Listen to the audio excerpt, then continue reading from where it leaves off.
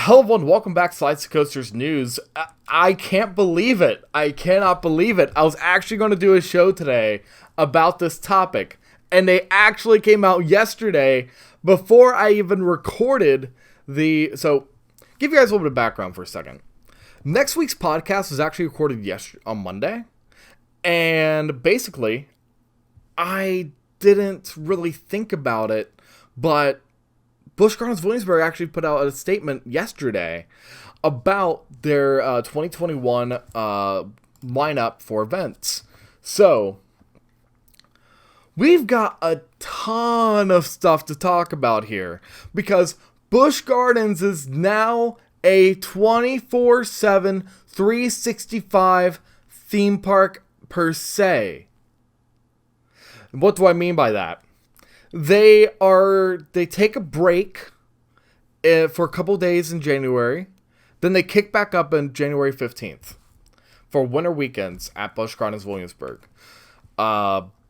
Just to run through their lineup real quick, the first three are going to be brand new. Winter weekends are from January 15th till 24th. It's going to be a Friday, Saturday, Sunday event. Again, for their Mardi Gras event, which is limited capacity as well. You got Friday, Saturday, Sunday from January 29th till February 28th. And then you have St. Patrick's Day celebration, which is going to be select dates as per their notification here, March 5th through the 28th. That's pretty big.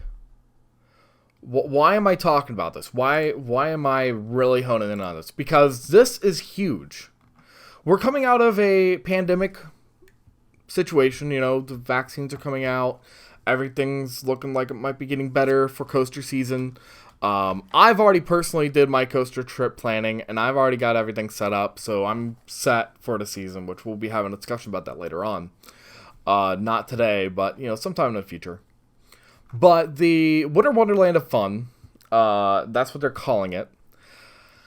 It's winter weekends. You're going to have a ton of beautiful lights. You're going to have 13 attractions with 3 roller coasters as per their website. As well, their Sesame Street Forest Fun is going to be open.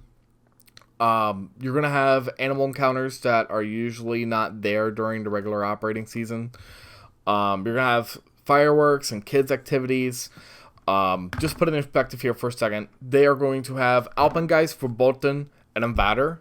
They're all going to be open. As well, Finnegan's Flyer, Busch Gardens Railway, those are going to be open. Then a lot of these children's attractions, for example, Der Lottobaden, Der Wirbelwind, which in English is Wirbelwind. But as well, they're going to have these brand new experiences. They're going to have Saturday night fireworks. They're going to have Christmas lights out. They're going to have an a cappella group. They're going to have the Killarney Trio. Most of the areas of the parks will be open. So England, Scotland, Ireland, France, New France, Germany, Oktoberfest, Sesame Street, Forest of Fun. So these are all quote-unquote villages in this event. As well, they're going to have a lot of food and drinks. I'm looking through here just to give you guys a few examples. You've got a whiskey flight station. You have a Moscow Mule and Salty Dog cocktail, which I'm questioning what that is because that sounds good at first, and you have Salty Dog cocktail. Don't really know about that one, but they've got a ton of interesting things like animal-themed sweet treats and donuts, as per their website. So I think that's going to be really cool. They're going to have a ton of shopping for you to do and participate in, but they also have a ton of animals coming up to the park. A lot of these are brand new. You've got things like a baby kangaroo, you got a lemur, alligator, capuchin monkey, gray fox, a python. These are animals that are not exactly at the park all the time. So this is going to be very interesting, very exciting. They are partnering with the Virginia Zoo, U.S. Fish and Wildlife, Metro, Richmond Zoo, Christopher Newport University, and Nature's Nanny. That's per their website, by the way. Which I think this is going to be pretty cool. I always talk to people about the fact that we need, as a industry, we need to expand our horizons in so many ways. We have a lot of these parks who could operate during the, winter season. We have the capacity to run some of these coasters. We see it with Winterfest at Kings Island. We can go and run Mystic Timbers at night. Down to a certain degree, I believe it's in the 30s. But Invader is the same way. So, of course, they've got the go-ahead to run Verbolten, Alpengeist, and Vader. All of which I've heard are great attractions. I've been trying to get out to the park for a very long time. And I think that I might... I don't know. I would love to get out there and just get onto these attractions. But at the same time, I think I might wait. Just because there are a lot more attractions that I really want to go to. I.e. Pantheon. Pantheon's coming soon. So that's something I really want to ride. But I think this is a very great move for the park.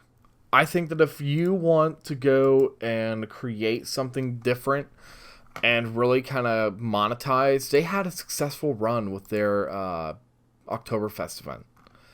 From what I understand, they had a successful run with a lot of the food events they did this year. So I think that they definitely have the clientele to go on out and say, all right, let's go and create this event. Of course, King's Dominion, from what I understand, they are not currently planning on doing anything, which, King's Dominion and Busch Gardens, they're pretty close. They compete.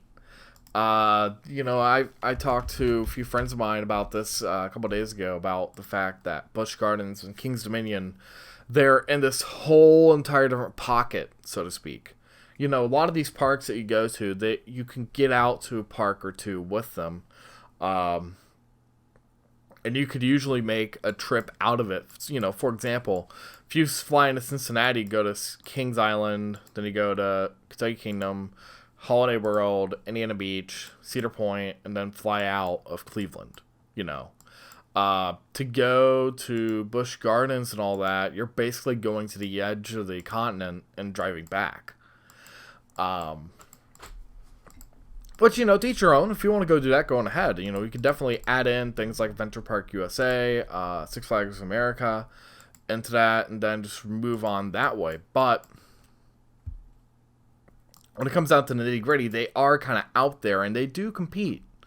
Whether you like it or not, they are competing attractions, and I believe that just in general, you have a great lineup of coasters at both parks. And, in all honesty, I wouldn't be surprised if they were to go on ahead and just say, all right, we're going, during the weekends, we'll open up maybe Twisted Timbers, maybe something like Avalanche. Open up a few smaller attractions, some kiddie attractions, and kind of run them that way. Because I think that just in general, you do have the capacity with both parks to go and put in attractions that are really enjoyable, really exciting, and fun. While also getting some money during the off season, which is really critical and very bad for all theme parks in general. And this goes back to the fact that I personally believe that we're getting to an era where we're going to start seeing theme parks open up more during the off season.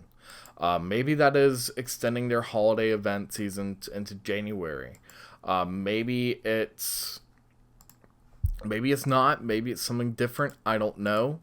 What I can say is that I have always been under the predisposition that we should go on ahead and expand our horizons in any way, shape, or form. And I think that something like this is exactly the way that we need to go.